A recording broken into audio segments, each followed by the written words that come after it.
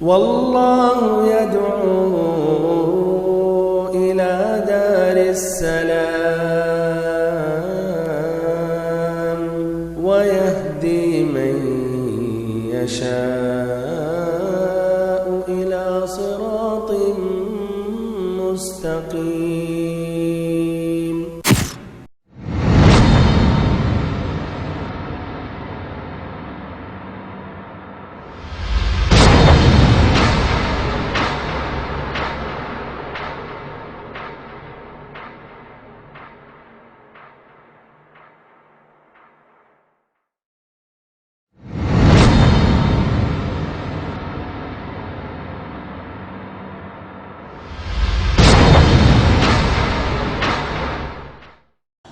الحمد لله رب العالمين والصلاة والسلام على أشرف الأنبياء وسيد المرسلين نبينا وحبيبنا وقدوتنا وإمامنا محمد وعلى آله وصحبه أجمعين. أما بعد، فسبحانك اللهم لا علم لنا إلا ما علمتنا إنك أنت العليم الحكيم. اللهم علمنا ما ينفعنا وانفعنا بما علمتنا وزدنا علما نافعا وعملا صالحا يا رب العالمين. اللهم أرنا الحق حقا وارزقنا اتباعه وأرنا الباطل باطلا وارزقنا اجتنابه. ساری تعریفیں اللہ رب العالمین کے لیے ہیں اور مکمل ترین پورے طور پر درود و سلام اس کے رسول، اس کے حبیب، ہمارے امام، ہمارے سردار محمد صلی اللہ علیہ وسلم پر، آپ کے آل پر، آپ کے اصحاب پر، اور اس پر جس نے قیامت تک آپ کا راستہ اختیار کیا اور آپ کی ہدایت سے راہیاب ہوا. اور اللہ رب العزت سے دعا کرتا ہوں کہ ہم سبھی کا انہی میں شمار ہو جنہوں نے آپ صلی اللہ علیہ وسلم کا راستہ اختیار کیا اور آپ کی ہدایت سے راہیاب ہوئے. آمین یا رب العالمین. واجب الاحترام بھائیوں، معزز ساتھیوں، عزیز بچوں، سابقہ درس میں نے الحسین ابن علی ابن ابی طالب رضی اللہ عنہ کے فضائل کے بعد کوفہ والوں نے جو ان کو مدینہ میں اس وقت تھے خط پر خط بھیجنے لگے اور اپنے پاس انہوں نے بلایا اور کہا کہ ہم آپ کے ساتھ ہیں. پھر اس طرح الحسین رضی اللہ عنہ نے مسلم ابن عقیل ابن ابی طالب کو بھیجا تحقیق کرنے کے لیے کہاں تک یہ وفادار ہیں، کہاں تک ہمارے ساتھ رہیں گے. اس طرح انہوں نے بھی خط لکھا کہ 12,000 لوگ آپ سے راضی ہیں اور آپ کے ساتھ ہیں. اس طرح وہ نکلے. صحابہ کرام نے نصیحت دی کہ آپ نہیں نکلیں، اس چکر میں نہ پڑیں، لیکن وہ نکل پڑے اور یہاں تک کہ وہ کربلا پہنچ گئے. اور اس درمیان یزید بن معاویہ نے کوفہ کے گورنر کو بدل دیا اور عبید اللہ ابن زیاد ابن ابیہ کو گورنر بنا دیا، جو شدید قسم کا تھا اور فوراً قتل کرنے والا شخص تھا، جو فوراً قتل کر دیتا تھا جو بھی مخالفین ہوتے تھے. تو اسی درمیان بات بدل گئی اور مسلم ابن عقیل کا انتقال ہو گیا، قتل کر دیا عبید اللہ ابن زیاد نے. ایسے ہی ان کے جو ساتھی تھے کوفہ والے ہانی ابن عروہ کو بھی. اور الحسین رضی اللہ عنہ کربلا تک پہنچے، اس کے قریب تک پہنچے اور انہیں ابھی یہ حقیقت نہیں معلوم تھی، ابھی بھی اس گمان میں تھے، اس توقع میں تھے کہ ابھی بھی کوفہ والے ہمارے ساتھ ہیں. بہرحال جب یہاں پہنچ گئے، قریب ہو گئے، تو پتہ چلا کہ اس طرح مسلم ابن عقیل، ہان ابن عروہ، ان کو قتل کر دیا گیا اور کوفہ والے بھی پیچھے ہٹ گئے. پھر انہوں نے اپنے ساتھیوں سے مشورہ لیا اور مشورہ لینے سے پہلے انہوں نے کہا آپ لوگ کی مرضی، ہمارے ساتھ ہونا چاہ رہے ہیں یا ساتھ چھوڑنا چاہ رہے ہیں. تو اکثر لوگ چھوڑ دیے اور خاص لوگ باقی بچے. تو انہوں نے مشورہ دیا کہ واپس ہو جائیں بہتر ہے، لیکن آل عقیل انہوں نے کہا نہیں، ہم مسلم ابن عقیل کا بدلہ لے کر رہیں گے یا تو ہم بھی انہی کی طرح موت کا مزہ چکھیں گے. بہرحال بھائیو، اس طرح سمجھیے حالات سنگین نظر آنے لگے اور اس طرح یہ آگے بڑھے اور عبید اللہ ابن زیاد نے عمر ابن سعد ابن ابی وقاص کو 4,000 لشکر کے ساتھ بھیج دیا. یہ لشکر حقیقت میں الدیلم کی طرف جہاد کے لیے نکلا تھا، لیکن یہاں اس شخص نے عبید اللہ ابن زیاد نے ان کو بھیجا کہ نہیں یہاں جاؤ، بدل دیا اس لشکر کا رخ اور کہا کہ نہیں، جا کے الحسین رضی اللہ عنہ سے مقابلہ کرو اور ان کو روکو۔ یہ عمر بن سعد ابن ابی وقاص کو دھمکی بھی اس شخص نے دی، اس لیے شروع میں انہوں نے رفض کیا۔ جان رہے تھے کہ یہ مسئلہ آسان نہیں ہے، یہ خطرناک بات ہے، الحسین رضی اللہ عنہ کی شہادت کی بات ہے، قتل کرنے کی بات ہے، یہ فتنے میں پڑنا نہیں چاہتے تھے، لیکن عبید اللہ بن زیاد نے دھمکی دی اور ڈرایا اور کہا آپ کا گھر گرا دوں گا، آپ کو قتل بھی کر دوں گا، اور جو میں گورنر بنانے والا تھا فلاں علاقے میں وہ یہ دور کی بات ہے، اس طرح تم گورنر رہو گے۔ تو یہ بھی اس چکر میں آ گئے، اس ڈر میں آ گئے، لالچ میں بھی آ گئے، اور اس طرح یہ آگے بڑھے۔ کربلا تک جب الحسین رضی اللہ عنہ ان کے ساتھی پہنچے تو اس طرح سمجھیے انہوں نے گھیر لیے، اس طرح انہوں نے ان کو گھیر لیا، اور حسین رضی اللہ عنہ کو اس طرح اب حقیقت اور واضح ہو گئی کہ کوفہ والے کوئی بھی نہیں ہے، جتنے لوگ ہم مدینہ سے نکلے تھے وہی تعداد بلکہ گھٹ گئی، اور اس طرح ایک لشکر جرار کا مقابلہ ادھر کرنا پڑ رہا ہے۔ تو انہوں نے تو یہ حقیقت بیان کی، کہا کہ ہم جو آئے ہیں جس غرض کے لیے وہ ہم اپنے سے نہیں آئے ہیں، ہم قتل یا فتنے کے لیے ہم نہیں آئے ہیں، یہاں کے لوگوں نے، باشندوں نے ہم کو بلایا ہے، ہم بلائے گئے ہیں، ہم خود سے نہیں آئے ہیں، ہم بلائے گئے ہیں۔ اور انہوں نے ان کے پاس جو لیٹر، خط و خطوط تھا سب دکھانے بھی لگے کہ یہ ہمارے پاس یہ دلیل ہے، یہ ثبوت ہے کہ ہم کس غرض کے لیے آئے ہیں، بمعنی اپنے سے تو میں نہیں آیا ہوں۔ اور اس طرح یہ جب بات واضح ہوئی تو سعد ابن ابی وقاص کے لڑکے عمر نے یہ حقیقت بیان کی عبید اللہ بن زیاد کے پاس کہ یہ تو آئے تھے کس لیے، کوفہ والوں نے بلایا تھا۔ جب کوفہ والے گویا پیچھے ہو گئے تو خلاص اب ان کی یعنی مقصد جس مقصد کے لیے آ رہے تھے اور وہ پورا نہیں ہو رہا تو خلاص ادھر یعنی صلح کر لینا چاہیے، بات کو ختم کر دینا چاہیے، یہاں تک بات کو روک دینی چاہیے۔ عمر بن سعد یہ بھائیوں فتنے میں نہیں پڑنا چاہتے تھے، بات کو آگے نہیں بڑھانا چاہتے تھے، چاہتے تھے یعنی صلح ہو جائے، اتفاق ہو جائے، آپس میں ہم اتفاق کر لیں اور بات وہیں رک جائے۔ تو عبید اللہ بن زیاد جو گورنر تھا کوفہ کا، اس نے کیا جواب دیا، کہا کہ الحسین رضی اللہ عنہ پر یہ پیش کیا جائے اور ان کے تمام ساتھیوں پر کہ یزید بن معاویہ کی بیعت کریں، تسلیم کریں کہ وہ خلیفہ ہے، اس لیے کہ الحسین رضی اللہ عنہ نے اب تک بیعت نہیں کی تھی، بیعت انہوں نے نہیں کی تھی اور انہوں نے تسلیم نہیں کیا تھا کہ خلیفہ ہے۔ ایسے ہی عبداللہ بن الزبیر رضی اللہ عنہما بھی جب یہ تیار ہو جائیں گے، بیعت کر لیں گے، تو اس کے بعد پھر ہماری جو رائے ہوگی اس کے بارے میں ہم سوچیں گے، پھر ہم اپنا فیصلہ سنائیں گے۔ یہ بھی ذرا دیکھیں بھائیو، یہ بات آدھی صحیح ہے، لیکن دوسری بات پھر ہم اپنی رائے ہم پیش کریں گے، پھر غور و فکر کریں گے۔ یہ بات الحسین رضی اللہ عنہ کو نہیں پسند آئی، اور عمر بن سعد بن ابی وقاص نے بھی کہا کہ غالباً یہ صلح نہیں چاہ رہا ہے یہ عبید اللہ بن زیاد، ان کو بھی یہ بات اچھی نہیں لگی۔ الحسین رضی اللہ عنہ نے یہ رفض کیا، پھر انہوں نے یہ تجویز پیش کی، کہا کہ اچھا یہ 3 باتیں میں پیش کر رہا ہوں، 3 میں سے ایک جو بھی تم لوگ قبول کر لو۔ اور یہ روایت بھائیو البلادری نے انساب الاشراف میں یہ روایت کی اور یہ صحیح اسناد ہے، یعنی صحیح اسناد سے بات ثابت ہے۔ پہلی بات انہوں نے یہ رکھی کہ میں جہاں سے نکلا ہوں یعنی مدینہ سے یا مکہ سے ہمیں چھوڑ دیا جائے، ہم واپس ہو جائیں، جہاں سے نکلے ہم واپس ہو جاتے ہیں۔ دوسری بات یہ ہے کہ ہمیں کہیں بھی کسی بھی سرحد، مسلمانوں کی سرحد جہاں جہاد کر رہے ہیں، کافروں سے لڑ رہے ہیں، وہ سرحد کی حفاظت یا جہاد فی سبیل اللہ کے لیے ہمیں کہیں بھی بھیج دیا جائے۔ تیسری رائے ان کی یہ تھی یا تو ہمیں شام کی طرف بھیجا جائے اور یہاں تک کہ میں دمشق پہنچوں اور یزید کے ہاتھوں پر بیعت کروں۔ یعنی نہایت ہی بہت ہی یہ تینوں باتیں بہت ہی معقول تھیں، اچھی باتیں تھیں۔ اس سے واضح ہوا کہ یہ فتنے میں پڑنا نہیں چاہ رہے تھے، اور یہ بھی عمر بن سعد بھی خوش ہو گئے، اور انہوں نے جو خط لکھا عبید اللہ بن زیاد کے نام پر یعنی اطمینان دیا، بلکہ ساتھ ساتھ گویا اپنی رائے بھی انہوں نے رکھ دی کہ چلو اب یہ مسئلہ حل ہو گیا اور خلاص قریب ہو رہا کہ یہ بات بڑھے گی نہیں آگے. اور انہوں نے الحسین رضی اللہ عنہ نے اس طرح 3 باتیں پیش کی ہیں، تینوں میں سے کوئی ایک بھی بات قبول کرنے کے لیے وہ تیار ہے. یہ بھی کچھ مطمئن تھے.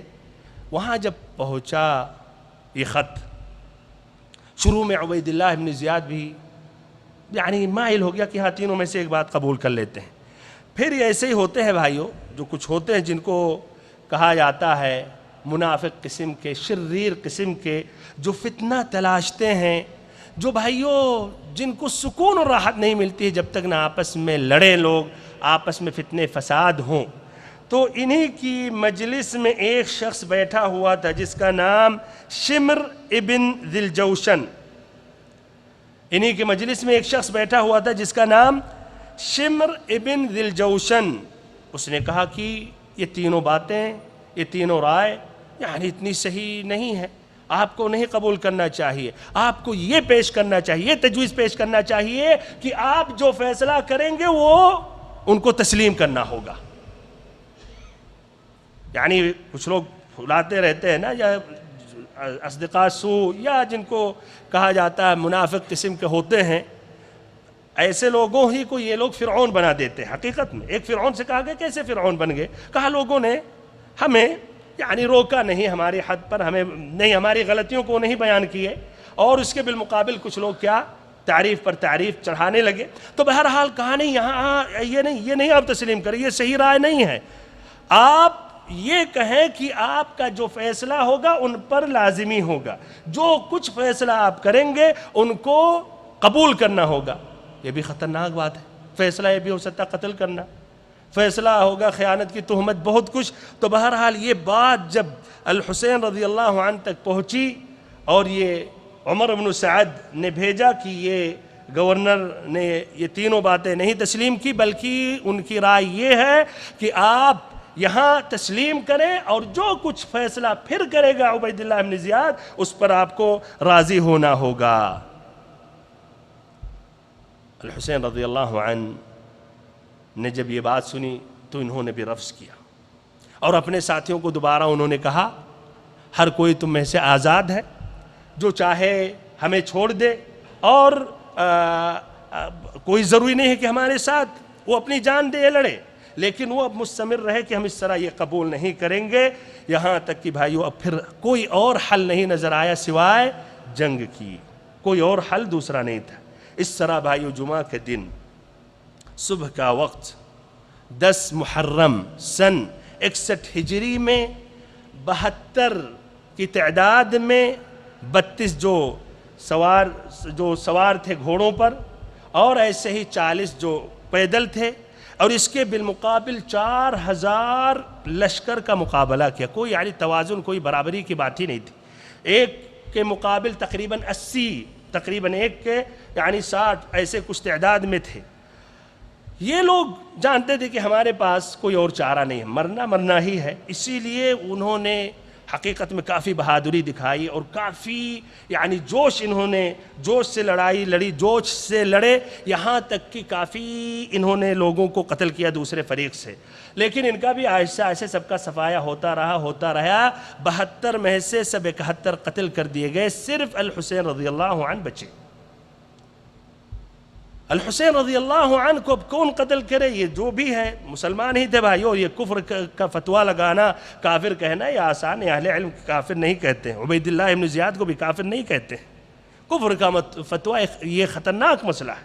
جب ایک بندہ لا الہ الا اللہ پڑھ رہا ہے، اقرار کر رہا ہے، تو وہ مسلمان ہے، الا کہ واضح کوئی ایسا عمل کرے جس سے وہ کفر تک پہنچے، یا کوئی ایسی چیز کا انکار کرے جس سے وہ مرتد ہو جائے. تو بہرحال جو بھی ہے وہ مسلمان تھے.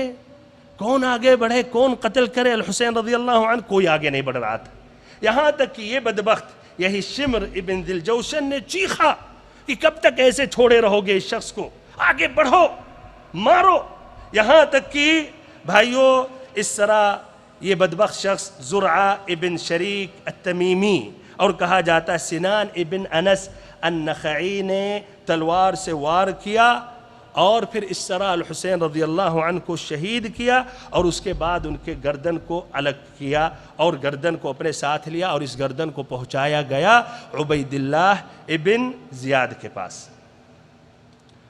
آل البیت کے 18 فرد اس جنگ میں ختم ہو گئے، قتل کر دیے گئے، سب کے سب علی ابن ابی طالب کے والد ابو طالب کی خاندان سے تھے، یعنی اس میں علی رضی اللہ عنہ کے بیٹے تھے، الحسین رضی اللہ عنہ کے اولاد تھے، الحسن رضی اللہ عنہ کے اولاد تھے، ایسے ہی عبداللہ ابن جعفر، ایسے عقیل ابن ابی طالب کے اولاد، یہ 18 تھے، ان کا انتقال ہوا۔ ادھر بھائیوں ایک بات واضح کرنا ضروری سمجھتا ہوں کہ ان مقتولین میں سے ابو بکر بن کون؟ بن علی ابن ابی طالب تھے، ایسے ہی ابو بکر ابن الحسن ابن علی ابن ابی طالب تھے، ایسے ہی ابو بکر ابن الحسن عمر ابن الحسن بن ابی طالب، اور ایسے ہی عثمان ابن علی ابن ابی طالب۔ ادھر ذرا میں یہ واضح کرنا چاہ رہا ہوں کہ دیکھیے سبحان اللہ، علی رضی اللہ عنہ نے اپنے ایک لڑکے کا نام ابو بکر رکھا اور ایک دوسرے کا نام کیا رکھا؟ عثمان، اور ایک اور لڑکے کا نام تھا عمر، لیکن اس معرکہ میں شریک نہیں تھے۔ تو اس طرح دیکھیے وہ صحابہ کرام کے ناموں پر انہوں نے اپنے بچوں کا نام رکھا۔ ایسے الحسن رضی اللہ عنہ نے بھی، ادھر ایک حقیقت جس سے شیعہ بھائیوں گھبرا جاتے ہیں اور انکار کرنے کی کوشش کرتے ہیں، لیکن انکار کیسے کر سکتے ہیں، ان کی بھی کتابوں میں بات موجود ہے کہ علی رضی اللہ عنہ کس قدر صحابہ کرام سے، خصوصاً ابو بکر اور عمر اور عثمان رضی اللہ عنہم سے محبت کرتے تھے۔ اسی محبت میں انہوں نے اپنے بچوں کا نام ان کے ناموں پر رکھا۔ بھائیو ذرا ٹھہرے، اگر آپ کے نزدیک کوئی شخص بہت بڑا دشمن ہے اور اس کا نام اگرچہ نام اس کا اچھا ہے، کیا رائے ہے آپ کا؟ آپ کو لڑکا اگر ہوگا اپنا نام اس شخص کے نام پہ رکھیں گے؟ آپ کہیں گے کہیں دنیا تنگ ہو گئی، نام ختم ہو گئے، صرف یہی نام ملا، اس بدبخت کا نام میں رکھوں گا، دوسرا نام اختیار کریں گے، اس کا نام رکھیں گے۔ آپ جس نام سے، جو صاحب نام سے کوئی شخص ہے جس سے آپ محبت کرتے ہیں، آج کیوں ہم مسلمانوں میں سے سب سے زیادہ نام محمد رہتا ہے، بلکہ ہم مسلمانوں میں سے محمد مرکب نام، محمد کے ساتھ پھر آگے کچھ، اس لیے ہم سبھی نبی محمد صلی اللہ علیہ وسلم سے محبت کرتے ہیں، اور یہ محبت ثابت کرنے کے لیے ایک یہ بھی طریقہ ہے نام رکھنا۔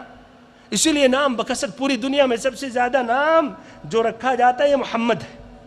تو بہرحال بھائیو غیر ممکن ہے، آج جو شیعہ کہتے ہیں کہ انہوں نے ظلم کیا آل البیت پر، ابو بکر عمر رضی اللہ عنہما نے، عثمان رضی اللہ عنہ نے، بلکہ انہوں نے غاصبانہ خلافت، یعنی خلافت ان کی زبردستی تھی، اصل حقیقت میں علی رضی اللہ عنہ خلیفہ تھے، اور نبی صلی اللہ علیہ وسلم نے اپنے بعد علی رضی اللہ عنہ کو خلیفہ بنایا تھا، لیکن یہ صحابہ کرام مل کر انہوں نے اتفاق کیا کہ نہیں، علی رضی اللہ عنہ کو نہیں بنانا ہے۔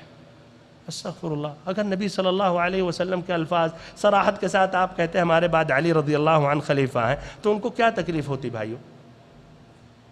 اور سب کے سب متفق ہو جائیں گے۔ پھر اگر یہ بات حقیقت ہے، اگر متفق ہو گئے، تو بعد میں عثمان رضی اللہ عنہ کے بعد کیوں انہوں نے خلیفہ بنایا؟ وہ صحابہ کرام سب ختم ہو گئے تھے۔ حقیقت میں ان شیعوں کے پاس نہ دلیل شرع سے ہے، نہ بہت سے مسئلے مسائل میں نہ شریعت کی دلیلیں ہیں نہ عقلی دلیلیں ہیں، آپس میں ایک ایک باتیں ایک دوسری باتوں سے ٹکراتی رہتی ہیں۔ تو بہرحال یہ شیعہ یہ کربلا کا واقعہ بیان کرتے ہیں، روتے ہیں، گاتے ہیں، آنسو بہاتے ہیں، اور ان کے علماء بھی اس کے بہت ہی فضائل بیان کرتے ہیں، لیکن ان حضرات کا نام نہیں بیان کرتے ہیں، چھپانے کی کوشش کرتے ہیں۔ پھر سے کہہ رہا ہوں، ابو بکر ابن علی ابن ابی طالب، ابو بکر ابن الحسن ابن علی ابن ابی طالب، ایسے عمر ابن الحسن ابن علی ابن ابی طالب، اور ایسے ہی عثمان ابن علی ابن ابی طالب، یہ سبھی کے سب یہ بھی شہید ہو گئے اس معرکہ میں، اس جنگ میں، اس واقعہ کربلا میں۔ بھائی اور محترم ساتھیو، بہرحال اب آگے بڑھ رہا ہوں کہ اس کے بعد کیا ہوا، کیا کیفیت رہی، خاصتاً ان عورتوں کا اور ایسے ہی جو الحسین رضی اللہ عنہ کے لڑکے تھے زین العابدین علی، اتفاقاً یا اللہ تعالیٰ کی مشیت تھی، وہ بیمار تھے، شریک نہیں ہوئے اس جنگ میں، اس معرکہ میں شریک نہیں ہوئے، بیمار تھے، اور اگر شریک ہوتے تو غالباً ان کی بھی شہادت ہو جاتی، اور اگر ان کی شہادت ہو جاتی تو الحسین رضی اللہ عنہ کی نسل ختم ہو جاتی، اس لیے کہ ان کے اور اولاد قتل کر دیے گئے، اور الحسین رضی اللہ عنہ کی نسل یا نسب اگر باقی ہے ابھی بھی تو وہ علی ابن الحسین کی نسل سے۔ تو بہرحال بھائیو، اس طرح ان کا سر الحسین رضی اللہ عنہ کا پیش کیا گیا عبید اللہ بن زیاد کے پاس، اور تمام خواتین اور ایسے ہی جو بچے تھے یا ایسے ہی اس میں علی ابن الحسین تھے، ان سب کو پیش کیا گیا عبید اللہ بن زیاد کے پاس۔ عبید اللہ بن زیاد کے بارے میں، اور یہ صحیح بات ہے، اس نے ان کو نہیں تکلیف دیا، یعنی عورتوں کو یا بچوں کو اس نے تکلیف نہیں دیا، جس طرح کی شیعہ گاتے ہیں۔ شیعہ جھوٹ بولنے میں ماہر ہیں بھائیوں، جھوٹ بولو بولو یہاں تک کہ سچ لوگ سمجھ بیٹھیں، تو وہ بہت کچھ ادھر ذکر کرتے ہیں، کہتے ہیں ان عورتوں کو اونٹوں پر بٹھایا گیا اور ایسے پورے شہروں میں گھمایا گیا، گویا ان کو لونڈیوں کی طرح انہوں نے لونڈیاں بنا لی اور اس طرح ان کو ذلیل کرنے کے لیے ایسا گھمایا۔ یہ بھائیو قطعاً صحیح نہیں ہے، بلکہ شیخ الاسلام ابن تیمیہ رحمہ اللہ کہتے ہیں کہ کبھی بھی اس طرح تاریخ میں نہیں ہوا، پوری تاریخ میں ایسا نہیں ہوا کہ کسی بھی مسلمان نے کسی ہاشمی عورت کو اس نے لونڈی بنایا، یا اس کو مثلاً سمجھیے جس طرح جنگ میں قیدی بنا لیتے ہیں اس طرح بنایا۔ اور یہ جو ذکر کرتے ہیں کہ ان کو لونڈیاں بنا لیا اور ان کو قید کر لیا گیا اور ان کو پھر اس طرح شہروں میں نچایا گیا، گھمایا گیا، یہ تمام چیزیں بالکل جھوٹ ہیں اور یہ کذب ہے۔ یہ آتا ہے، لیکن علی ابن الحسین رضی اللہ عنہ کو بھی قتل کرنے والے تھے، اس لیے انہوں نے تحقیق کیا کہ بالغ ہیں یا نہیں، تو انہوں نے دیکھا جو علامات بلوغ ہے اس میں سے ناف کے نیچے کا بال، تو اس طرح انہوں نے کہا یہ تو بالغ ہیں، تو قتل کرنا چاہے، لیکن زینب بنت الحسین ان کی بہن نے پکڑ لیا اور اس کی وجہ سے انہوں نے اس طرح چھوڑ دیا۔ ان عورتوں اور خواتین کو عبید اللہ بن زیاد نے الگ سے ایک جگہ ایک گھر دیا اور کھانے پینے رہنے کپڑے یہ سب کا اس نے یعنی اکرام کیا، اور اس طرح بھائیوں انہوں نے حقیقت میں اس شخص نے عزت کی۔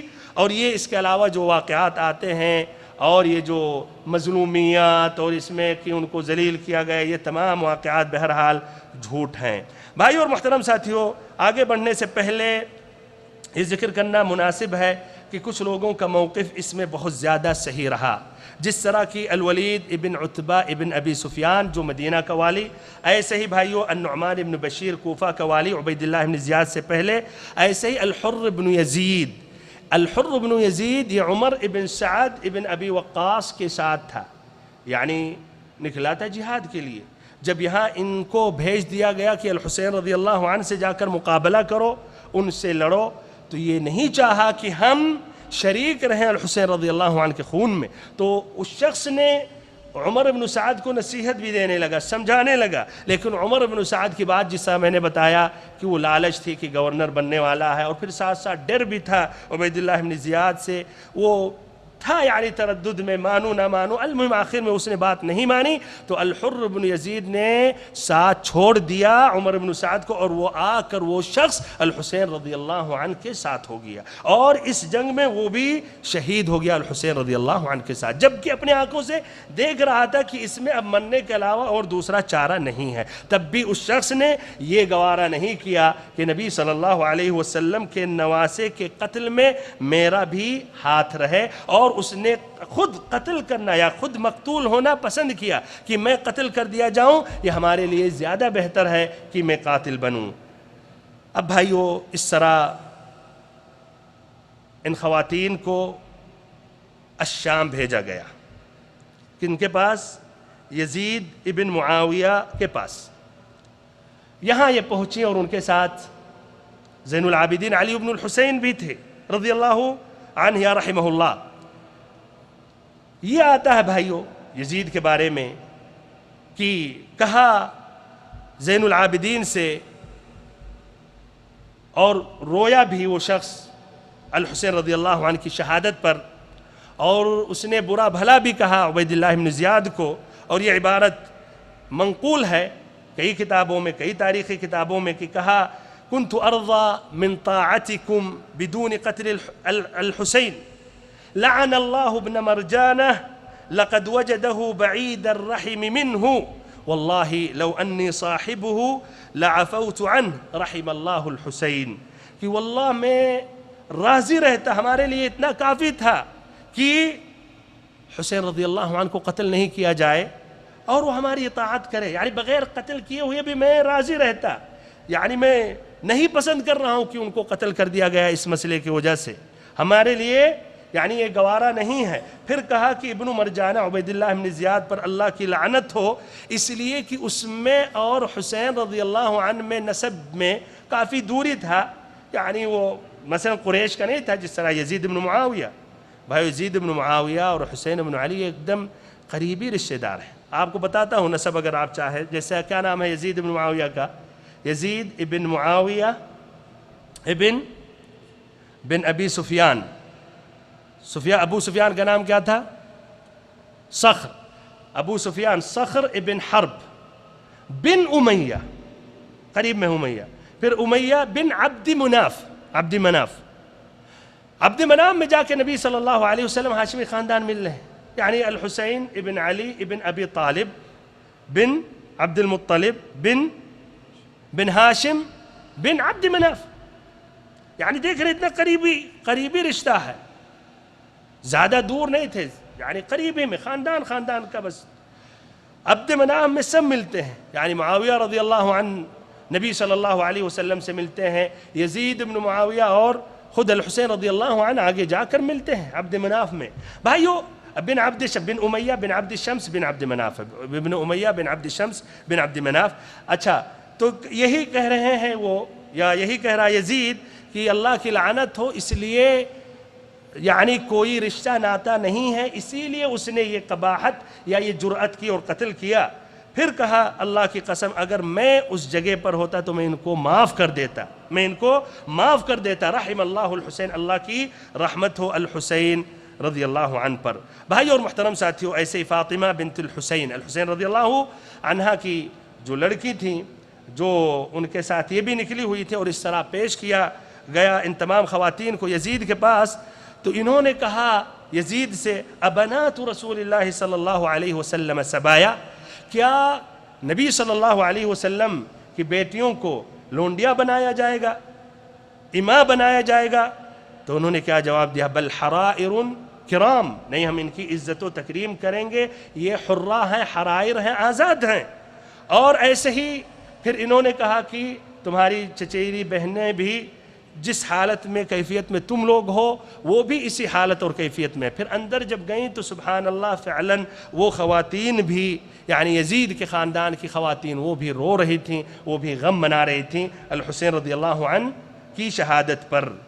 بہرحال شیعہ کی کتابوں میں تو اس طرح بیان کیا جاتا ہے کہ ان کو اس طرح ذلیل کیا گیا اور رسوا کیا گیا, اس میں اس طرح بتایا جاتا ہے جس طرح کی یعنی بازار میں بھائیو جہاں بولی لگتی ہے کہ کتنے میں ہے یا حراج میں, اس طرح نقشہ کھینچتے ہیں اور بیان کرتے ہیں. یہاں تک کہ یزید کے پاس ایک بنو امیہ کا ایک شخص آیا اور کہا الحسین رضی اللہ عنہ کی فلاں لڑکی کو یعنی ہم کو دے دو, گویا جس طرح ایک لونڈی ہدیہ کی جاتی ہے یا خریدی جاتی ہے اس طرح. یہ بھائیو بالکل جھوٹ ہے, بالکل یہ جھوٹ ہے تاریخی اعتبار سے, اور اتنے بھی یہ لوگ گئے گزرے نہیں تھے جس طرح شیعہ ثابت کرنا چاہتے ہیں. یہ شیعہ, یہ بدبخت, یہ کمبخت, یہ تو صحابہ کرام ابو بکر عمر رضی اللہ عنہ کو نہیں چھوڑتے. تو اس طرح بھائیو یزید بن معاویہ یا جو صحابہ کرام کے بعد آئے ہیں ان سے تو اور جھوٹ بولیں گے, دشمنی اور عداوت وہ ظاہر کر سکتے ہیں, اگرچہ ان کے نزدیک سب سے بڑے دشمن صحابہ کرام ہیں, خصوصاً ابو بکر عمر پھر عثمان رضی اللہ عنہم.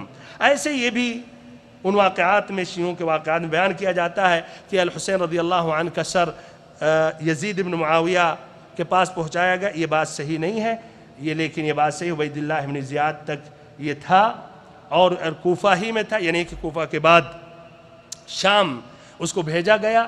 اور یہ بھی آئندہ دروس میں ذکر کروں گا کہ آج حقیقت میں الحسین رضی اللہ عنہ کی قبر یا ان کا سر کہاں دفنایا گیا. آج اس دنیا میں 6 جگہوں پر ہر کوئی دعویٰ کرتا ہے، ہر کوئی دعویٰ کرتا ہے. مصر میں بھی کہتے ہیں ہمارے پاس ہے، ایسے ہی کربلا میں کہتے ہیں، کوفہ میں کہتے ہیں، ایران میں کہتے ہیں. بہرحال یہ بھی اگر اللہ تعالیٰ نے چاہا تو ذکر کروں گا.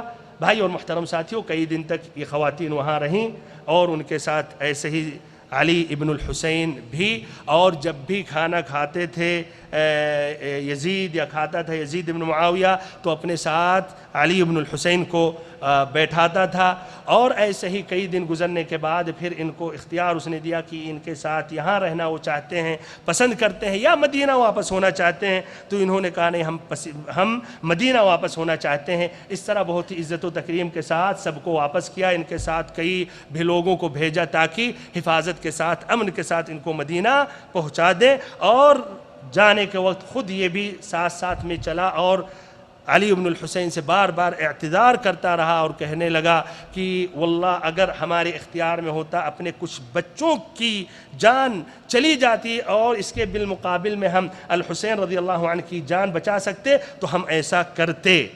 انہوں نے یہ بار بار یہ بات کہی. اور پھر یہ بھی کہا کہ جب بھی آپ کو ضرورت پڑے تو ہمارے پاس لکھتے رہنا. بھائی اور محترم ساتھیوں، اب اس کے بعد سوال ایک اٹھتا ہے کہ الحسین رضی اللہ عنہ کو کس نے قتل کیا، کس نے شہید کیا، کس کا ہاتھ رہا؟ کیا رہا ہے بھائیو؟ حقیقی قاتل الحسین رضی اللہ عنہ کا کون ہے؟ ہاں کون؟ شمر ابن دلجوشن، یعنی اکیلے بس وہی، باقی سب لوگ بری ہیں. اچھا شمر، المہم، ہاں بات صحیح ہے. اور ابن زیاد، عبید اللہ ابن زیاد، اور ایسے ہی کوفہ کے لوگ. اچھا کہہ سکتے کیوں کوفہ والے؟ وہ بیچارے مسکین تھے، شدید گورنر آ گیا تو کیا کر سکتے، وہ نہیں نکل سکے، بند کر دیا، گیٹ ہی بند کر دیا کوفہ کا. کیا رائے؟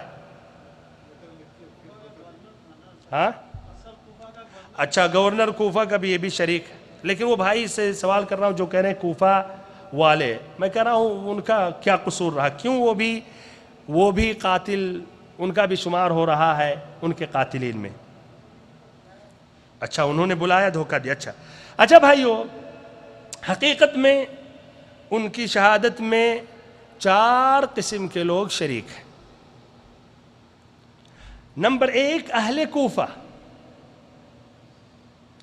اس لیے جس طرح کے بھی بھائی نے ذکر کیا، انہوں نے خط پر خط لکھا اور کہا ہم آپ کے ساتھ ہیں، ہم آپ کو بیعت کرنے کے لیے ہم تیار ہیں، آپ کو ہم اپنا خلیفہ یعنی تسلیم کریں گے، یزید اس کا حقدار نہیں ہے. اور اس طرح 12,000 تعداد، جس طرح کی مسلم ناقل نے بتایا کہ یہ سب کے سب آپ کے ساتھ ہیں. اور جب وہاں پہنچے تو کیا نتیجہ ہوا کہ سب پیچھے ہٹ گئے. پیچھے بس ہٹے نہیں بلکہ ان میں سے کئی لوگ بھائیو اس لشکر میں شریک ہو گئے. ابن حجر رحمہ اللہ کہتے ہیں، الحافظ ابن حجر، کہ رغبت میں یا رہبت میں، لالچ میں یا ڈرتے ہوئے ان کے ساتھ وہ شریک رہے. بات یہیں تک نہیں کہ مجبور کیا گیا ان کو، نہیں، شریک بھی رہے ان کے خلاف. یہاں تک کہ یہ آتا ہے کہ خود الحسین رضی اللہ عنہ جنگ سے پہلے ان کا نام لے لے کر کہنے لگے کہ اے فلاں بن فلاں، اے فلاں بن فلاں، یہ تمہارا لیٹر ہے، تم نے ہم کو بلایا نہیں تھا. کہا نہیں، ہم لوگ نے ایسا کچھ بھی نہیں کیا، ہم نے لم نفعل شیئا، ہم نے کچھ بھی نہیں ایسا کیا، ہم نے کچھ بھی آپ کے پاس نہیں لکھا. تو بات سمجھ میں آ رہی بھائیو؟ ان کے اور ساتھ ہو گئے وہ لوگ لالچ میں، یعنی جہاں دیکھا پلہ کہاں بھاری ہے، کہاں ہمارا فائدہ ہے، ادھر چلے گئے. جیسے سیاست میں بات ہوتی رہتی ہے، آدمی سیاست کہ جو آدمی ہوتے ہیں اکثر اللہ من رحم ربک بکے رہتے ہیں، جہاں زیادہ فائدہ وہاں وہ جھک جاتے ہیں، ہے کہ نہیں، وہیں اسی طرف وہ چلے جاتے ہیں. تو یہی ان کا بھی یہی کیفیت تھی. انہوں نے دیکھا کہ یہ بھی معاملہ فرق ہو گیا تو وہ ان کے ساتھ ہو گئے. پھر ایسے ہی بھائیو، یہ پہلی دلیل کہ ان کے ساتھ نہیں رہے بلکہ ان کے خلاف. ایسے ہی دوسری دلیل، صحابہ کرام کے اقوال سے بھی بات واضح ہوتی ہے کہ اہل کوفہ ہی والے ذمہ دار ہیں. جس طرح کی ام سلمہ رضی اللہ عنہ ہے، فضائل الصحابہ للامام احمد بن حنبل میں روایت موجود ہے، جب ان تک یہ خبر پہنچی تو انہوں نے کہا قتلوہ قتلہم اللہ غروہ ودلوہ لعنہم اللہ، کہ اللہ تعالیٰ ان کو قتل کرے، ان کو مارے، انہوں نے قتل کیا اور انہوں نے دھوکہ دیا، اللہ کی لعنت ہو، یہاں تک کہ لعنتیں انہوں نے بھیجی، ام سلمہ رضی اللہ عنہ۔ ایسے ہی ابن عمر رضی اللہ عنہما، اور یہ صحیح امام بخاری کی روایت ہے، ان کے پاس کچھ کوفہ والے آئے اور پوچھنے لگے کہ اگر کوئی مچھر کو مار دے حالت احرام میں تو پھر کیا فدیہ ہے؟ تو انہوں نے کہا کہ دیکھو اہل کوفہ کو، اہل عراق کو، یہ فتویٰ پوچھ رہے ہیں ایک مچھر کو مارنے کے بارے میں، جبکہ انہوں نے نبی صلی اللہ علیہ وسلم کے نواسے کو قتل کیا، اور نبی صلی اللہ علیہ وسلم نے کہا تھا ہما ریحانتایا من الدنیا، کہ یہ دونوں یعنی حسن اور حسین رضی اللہ عنہما، یہ دونوں ہمارے لیے اس دنیا میں خوشبو ہیں۔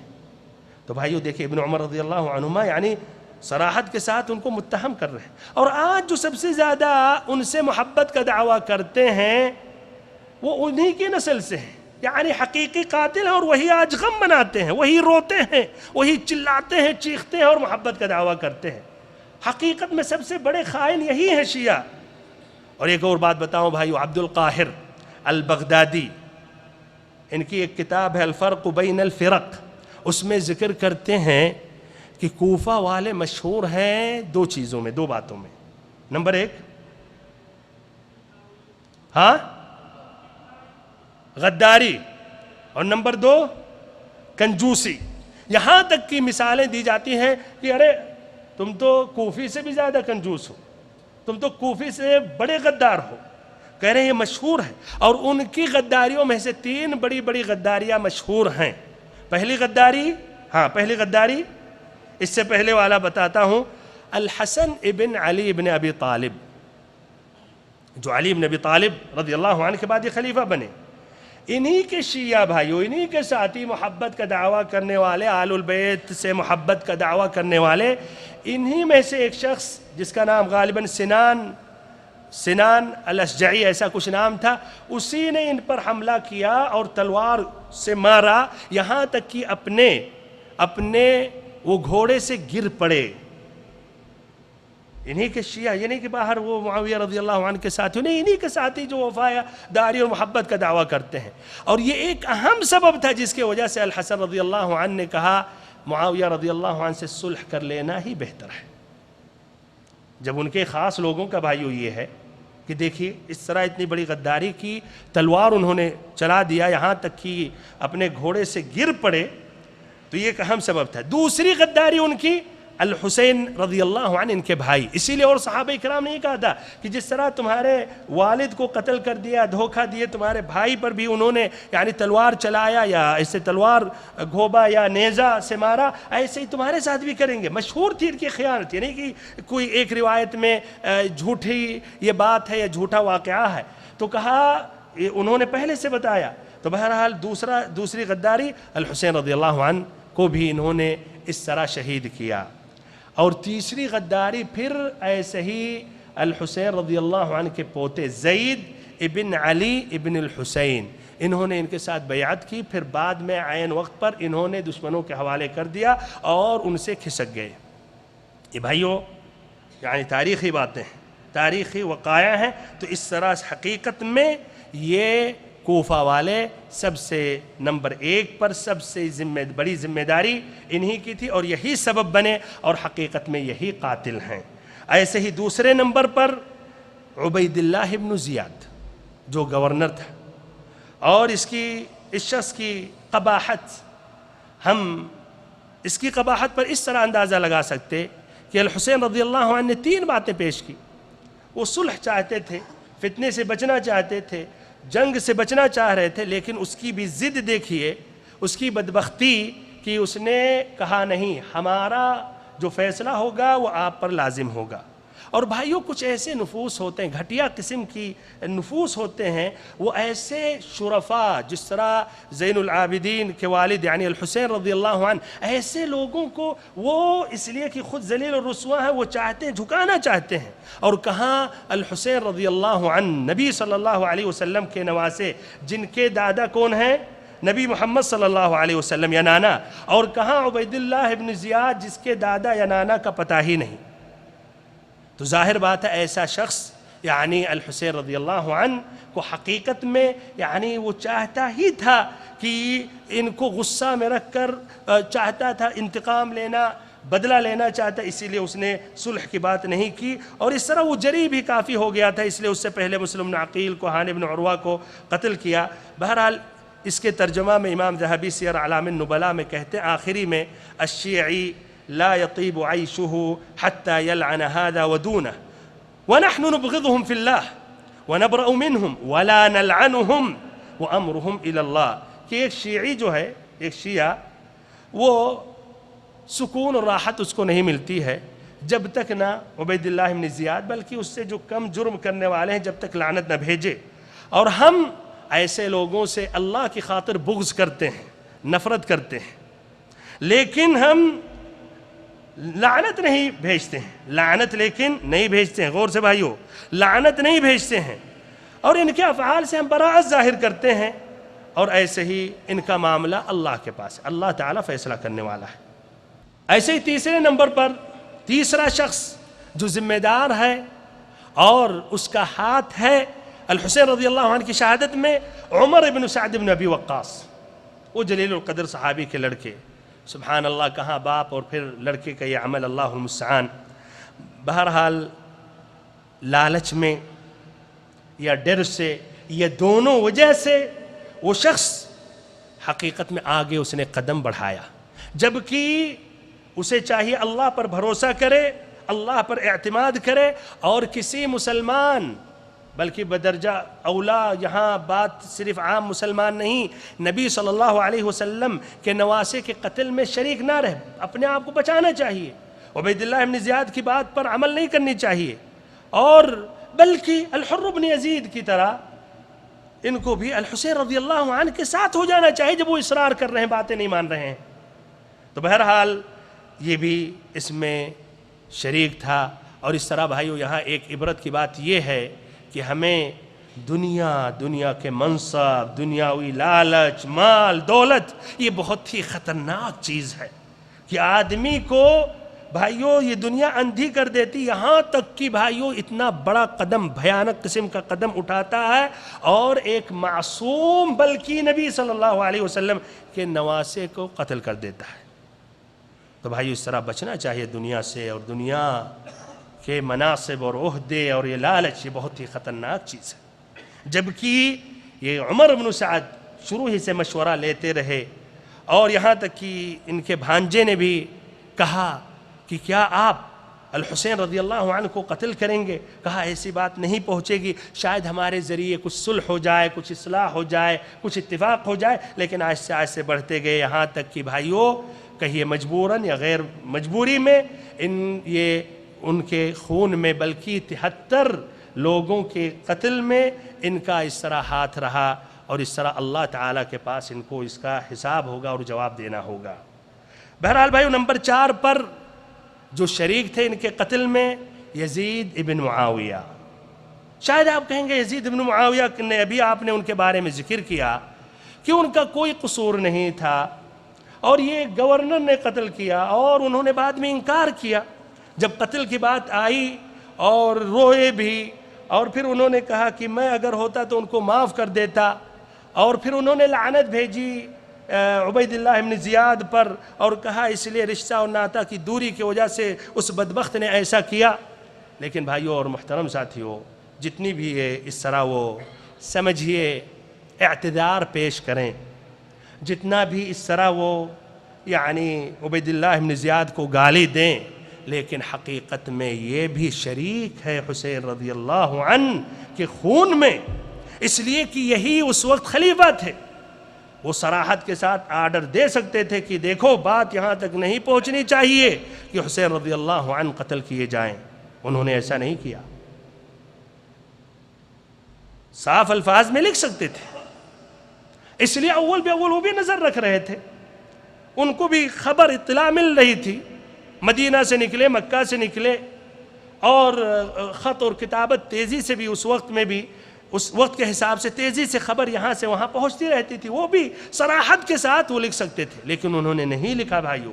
پھر نمبر 2، صرف انہوں نے گالی دی، برا بھلا کہا، لیکن بعد میں کیا عبید اللہ ابن زیاد کا حساب لیا، جیل میں ڈالا یا قتل کیا؟ نہیں، کچھ بھی نہیں، تب بھی گورنر ہی رہا. تو ایک عام باتیں کہہ دینے سے، رو دینے سے، یہ بھائیو یہ نہیں کہ آپ پھر اس طرح بری ہو گئے. عمر بن الخطاب رضی اللہ عنہ اپنے زمانے میں بھائیو گورنروں پر گہری نظر رکھتے تھے، گہری نظر رکھتے تھے، اور ایسے ہی محاسبہ کرتے تھے، اور معمولی غلطیوں پر بدل دیتے تھے، ان کا بھی حساب، ڈرتے رہتے تھے وہ لوگ. تو اس طرح یہ بھائیو یہ نہیں کہ ایک آزاد ہو جائے. اور حقیقت میں عبید اللہ ابن زیاد کو پہلے سے گویا ایک اجازت مل گئی تھی، جب اوروں کو قتل کرنے لگا اور یہاں خلیفہ خاموش رہا تو اس طرح بھائیو وہ بھی سمجھیے وہ بھی جری ہو گیا، اور وہ ساتھ ساتھ یہ بھی اجازت مل گئی تھی، یعنی انڈائریکٹ اجازت مل گئی تھی کہ اس طرح حکومت کو برقرار رکھنے کے لیے اور بھی کچھ کر سکتے ہو. سبحان اللہ بھائیو، یزید بن معاویہ کی عمر میں برکت نہیں رہی، صرف 4 سال اس نے خلافت کی، جوانی کی عمر میں اس کا انتقال ہو گیا. اور مرنے سے پہلے یزید بن معاویہ نے اپنے لڑکے معاویہ ابن یزید بن معاویہ کو خلیفہ بنایا. یہ چند دنوں کے بعد یہ بھی بیمار ہو گیا، یا بیمار ہو گئے معاویہ ابن یزید، اور پھر مرض بیماری زیادہ بڑھ گئی تو بنو امیہ کے لوگوں نے کہا آپ وصیت کریں خلافت کے بارے میں.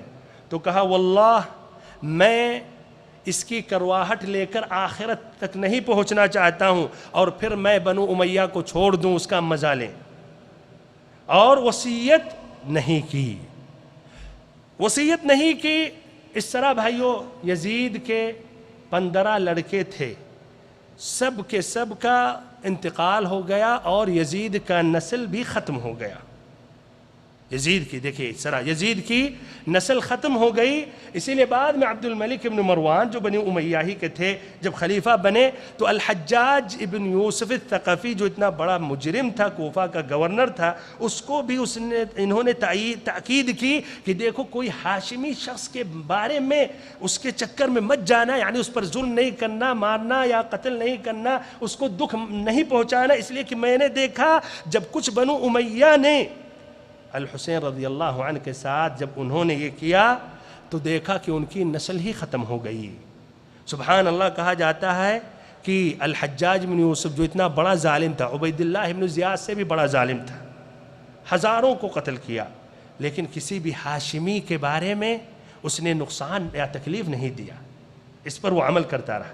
اس کے بالمقابل دیکھیے اللہ اکبر، الحسین رضی اللہ عنہ کی نسل ختم ہوتے ہوتے اللہ نے بچا لیا ان کے لڑکے علی ابن الحسین، اور آج انہی کے نسل سے ہزاروں ہیں اس روئے زمین پر. تو سبحان اللہ دیکھیے ایک حقیقت میں یہاں عبرت کی بات ہے. اور پھر ادھر ایک سوال یہ اٹھتا ہے، کیا یزید بن معاویہ کو گالی دینا شرعی اعتبار سے درست ہے؟ کیا ہم ان پر لعنت بھیج سکتے ہیں؟ تو بھائی اس کا جواب انشاءاللہ آئندہ ملاقات میں ذکر کریں گے. اور یہ باتیں یعنی اہل علم کے اقوال کی روشنی میں اور ایسے ہی سمجھیے حدیث کے روشنی میں اس کی وضاحت کی جائے گی. اللہ تعالیٰ سے آخر میں دعا کرتا ہوں کہ اللہ رب العزت ہم سبھی کو دین کا صحیح سمجھ عطا کرے، اور ہم سبھی کو نبی اکرم صلی اللہ علیہ وسلم کے سیدھے اور واضح راستے پر چلائے، اور ہم سبھی کو فتنوں سے بچائے، اور ہم سبھی کو علم نافع عطا کرے، پھر عمل صالح کرنے کی توفیق دے یا صحیح عمل کرنے کی توفیق دے، اور ہم سبھی کو داعی الی اللہ بنائے. آمین رب العالمین. وصلی اللہ وسلم وبارک ونعم علی عبدک ورسولک محمد.